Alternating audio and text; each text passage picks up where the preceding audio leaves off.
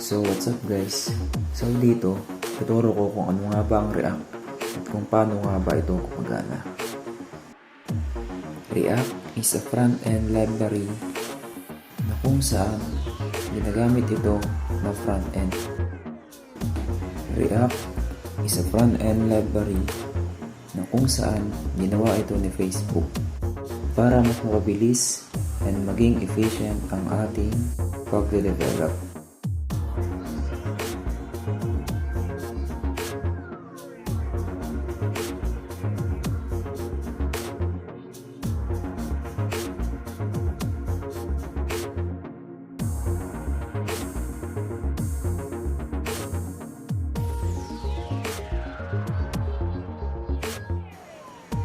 So that, pumunta lang kayo dito sa nodejs.com. Then pumunta kayo sa download and click nyo lang itong download na to. Then pumunta tayo sa command prompt cmd.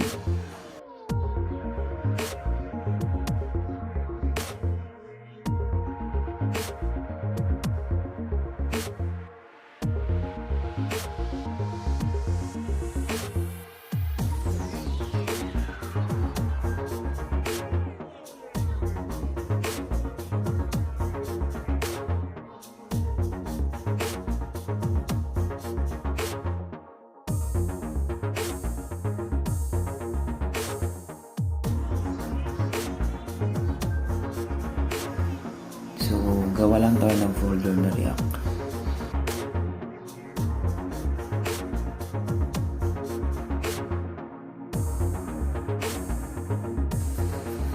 Then, i-type lang natin na command prompt cmd.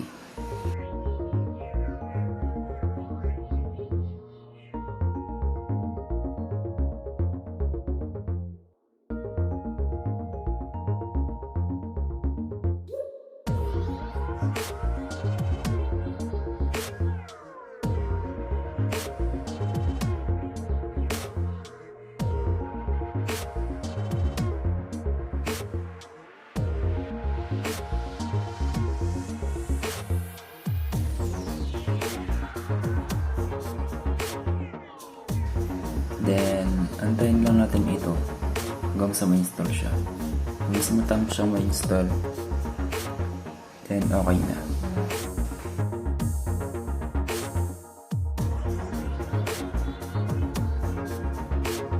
Then type npm create.nps.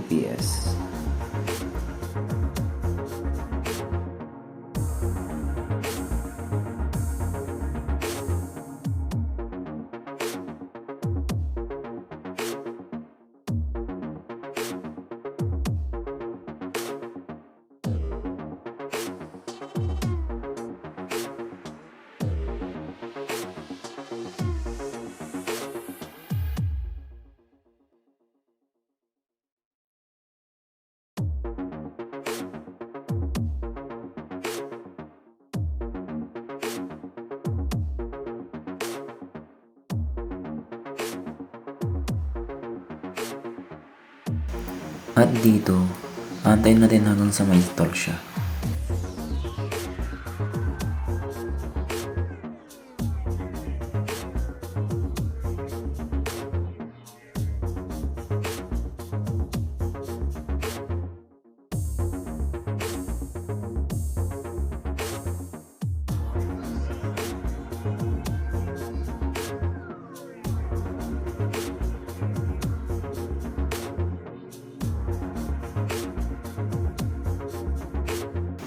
So, ayan.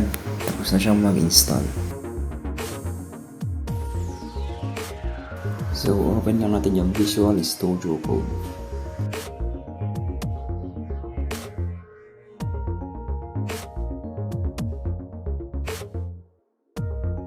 So, dito, meron tayong mga default na nakalagay.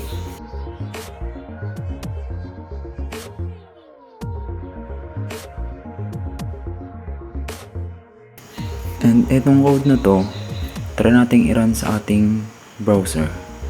Titingnan natin yung output niya kung anong mangyayari.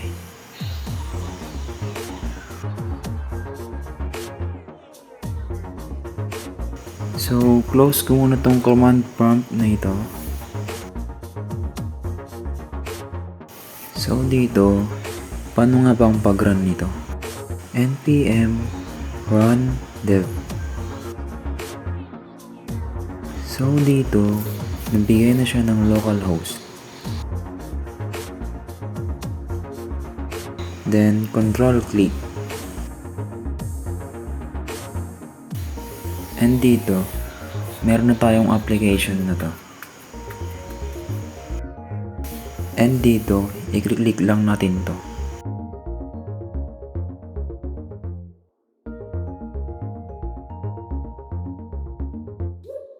So dito, ang una nating discussion is yung components. Dito sa loob ng source or SRC, gawa lang tayo ng folder na components.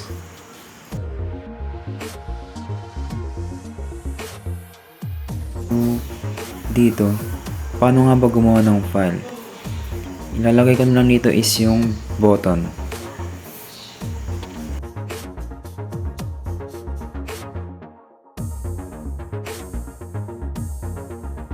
So dito, paano nga ba gumawa ng function nito sa React? I-type nyo na lang rfce para ma-call yung function nito.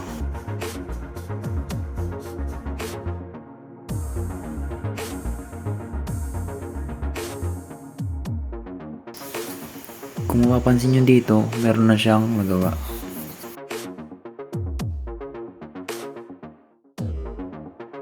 Lalagay lang ako ng contents niya dito.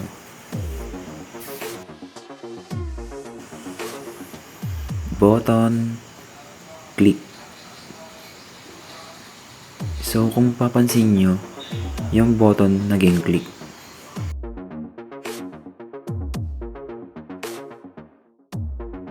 So itong button na ito, magagamit na natin sa iba't ibang components.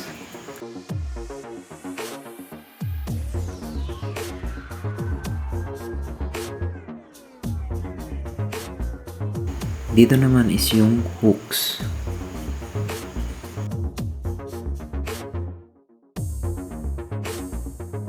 And meron tayong inalagay dito na codes na dalawa.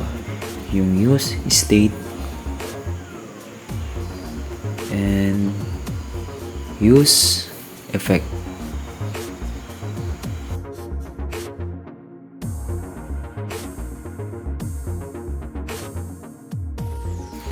So dito, yung pag-declare lang ng use state is ganito lang. Lagyan natin dito ng count.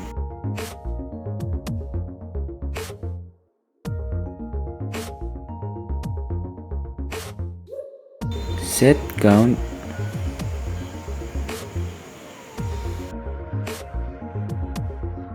Etong count na ito is yung parang pinaka-initial niya.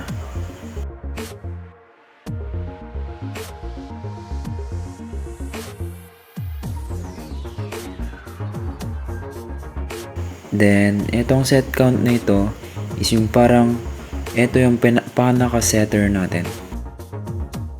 Para if ever na baguhin natin yung count, ito yung gagawin nating setter, yung set count.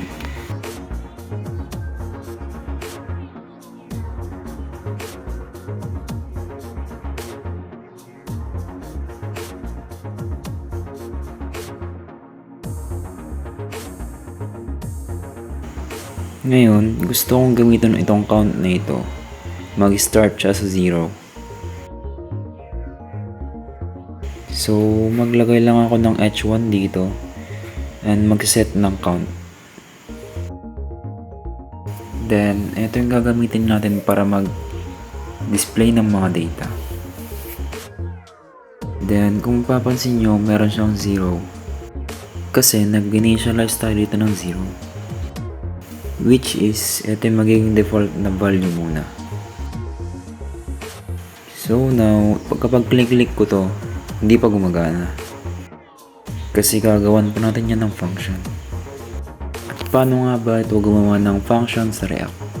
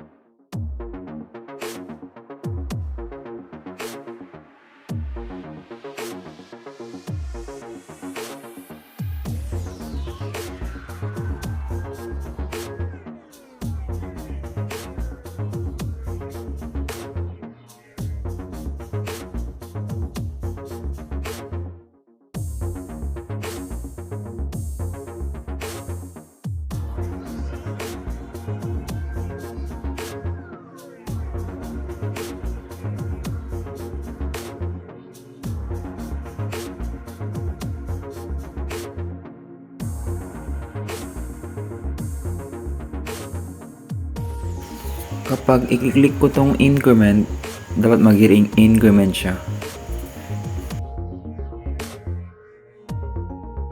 And sa decrement naman is yan, okay na.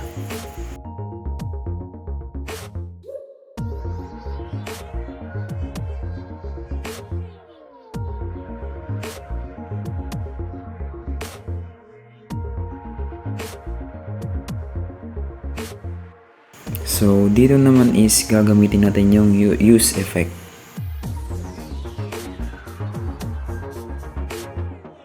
So paano nga ba gamitin si use effect?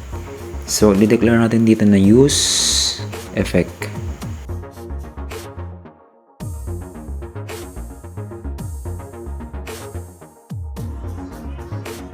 And meron ditong empty array.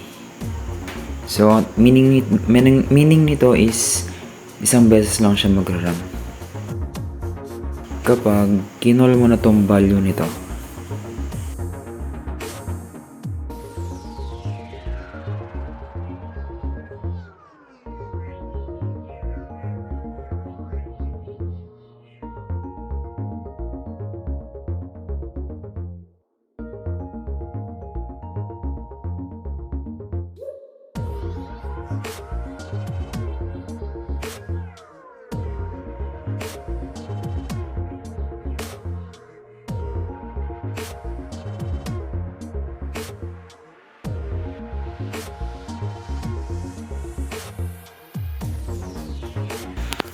Pag i-click ko to, yan, kung mapansin nyo dito, isang beses lang siya mag-run.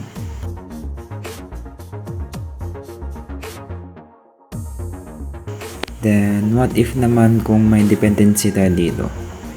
Nalagyan natin dito is yung count. So every time na ma-changes sa may value nito, mag-run yung use effect nito.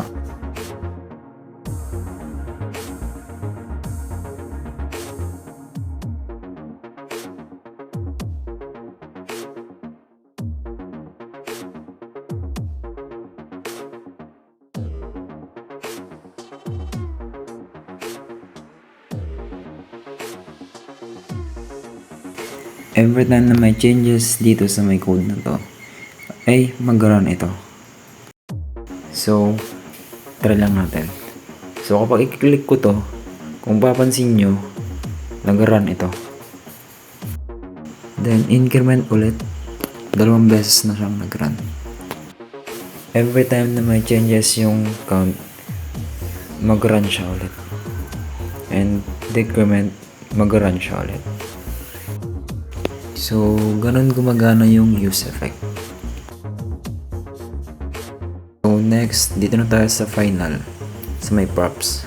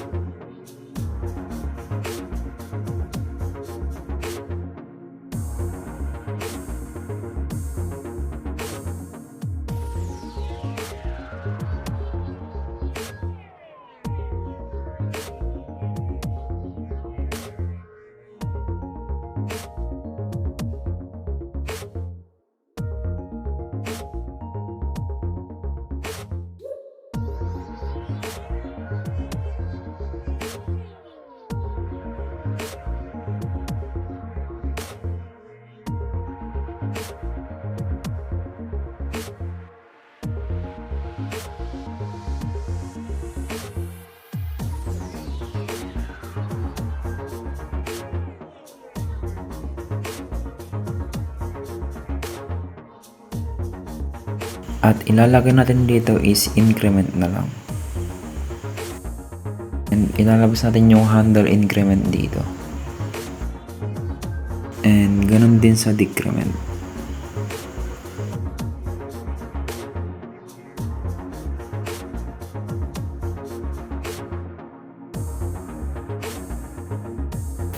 Then also yung count natin. Papasa natin sa pinaka bottom na count. So, since naipasa natin itong value na to, handle increment, pwede na natin gawin yung pinas natin na data sa button.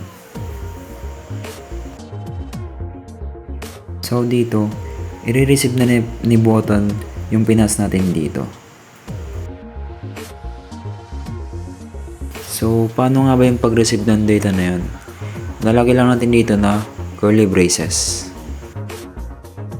And yung variable na nilagay natin dito is increment, decrement.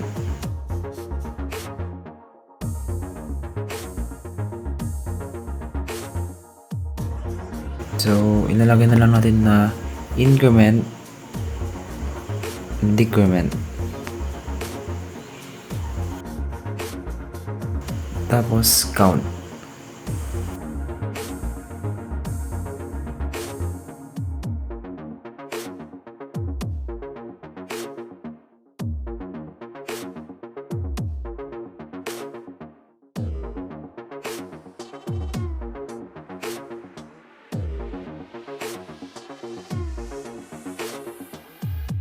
So, pinutin natin yung increment, dapat gagana siya.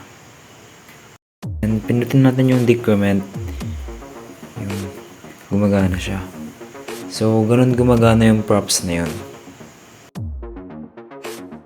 So, that's the end of my video. And I hope na may natutunan kayo sa aking tutorial video. Thank you.